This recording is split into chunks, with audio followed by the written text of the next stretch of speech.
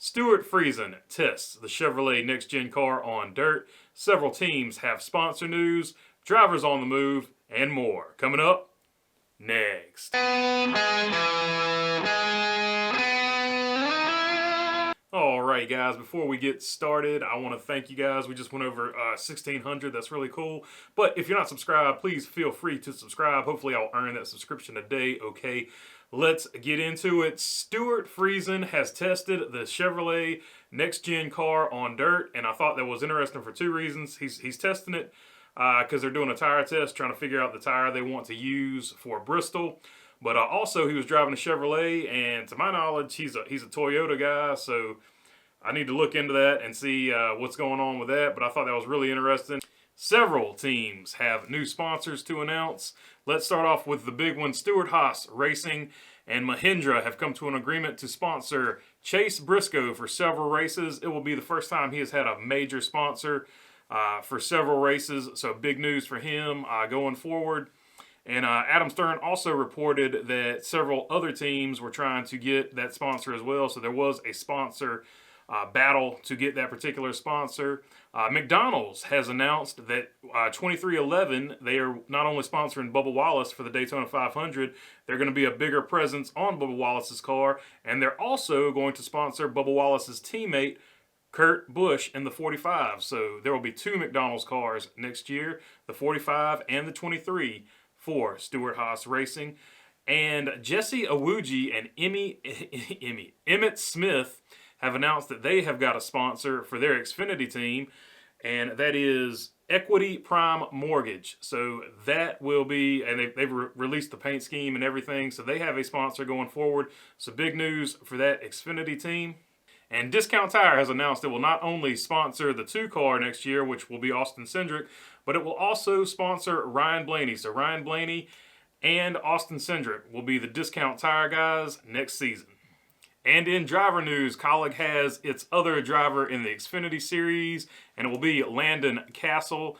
He will be with the cryptocurrency group Voyager Digital, and his contract, I think, is going to be paid in digital currency, whereas the team will be getting paid in greenbacks, US dollars. But interesting deal there, and it'll be cool to see because we'll see what Landon Castle has. He's always, according to everyone, overperformed in the bad equipment he's been driving in, or I shouldn't say bad equipment, lower tier equipment he's been driving in Cup. So he's in one of the better Xfinity cars, and he'll be racing with his teammate, the current champion, Daniel Hemrick, and AJ Allmendinger, one of the guys that probably should be the champion. So he'll be able to show what he can do, and he's got some stiff competition within his own ranks. And in driver development news, Chevrolet has signed a multi-year deal with Rev Racing, where they will fund basically an ARCA team. They also do late models and some other stuff. But the ARCA team will run both of these guys, Nick Sanchez and Rajai Caruth, for the ARCA championship next season. So that'll be cool to watch. Some of the people who have come through the Rev Racing program, or the Drive for Diversity program, I should say, are, Kyle Larson, Bubba Wallace, Daniel Suarez. So some of your bigger names in Cup. So this is a great program. It gives people an opportunity to get to the next level, and I'm always for that. And unfortunately, today we have to end the show with some sad news. 2 people have passed in the racing community. First, Danny Earnhardt, the youngest son of Ralph Earnhardt, Dale Earnhardt's brother. He's passed away at the age of 66. He helped Dale Earnhardt on his team as a crew member, and he helped Dale Jr. at Junior Motorsports as a chassis guy. He was sort of a jack of all trades.